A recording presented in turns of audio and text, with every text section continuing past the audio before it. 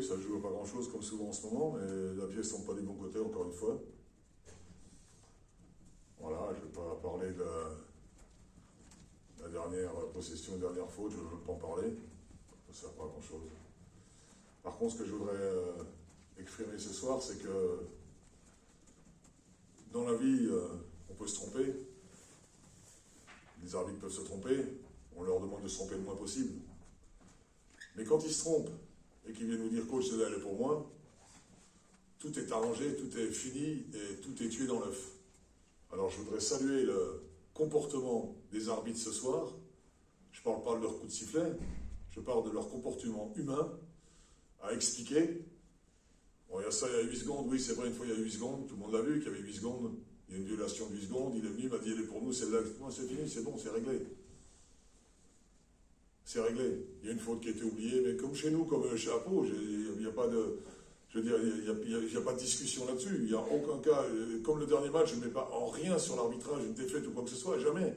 Je dis simplement, quand on a affaire avec des gens qui sont capables d'expliquer et de dire « Ok, je me suis trompé », plutôt que de mettre une technique entre coach et une explication, je pense qu'on est sur la bonne voie.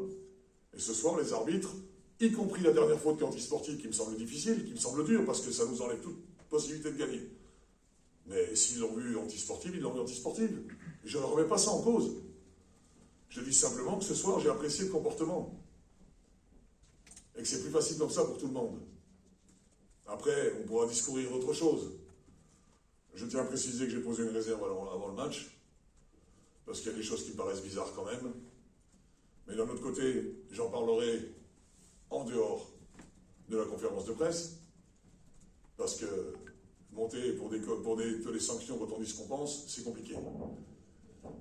Donc voilà, j'en parlerai en dehors de la conférence de presse, à qui de droit, parce que les conférences de presse sont filmées à monter à la Ligue, et j'ai pas systématiquement, voilà. Je veux dire, moi j'ai une application qui s'appelle Anti-Covid, avec des règles.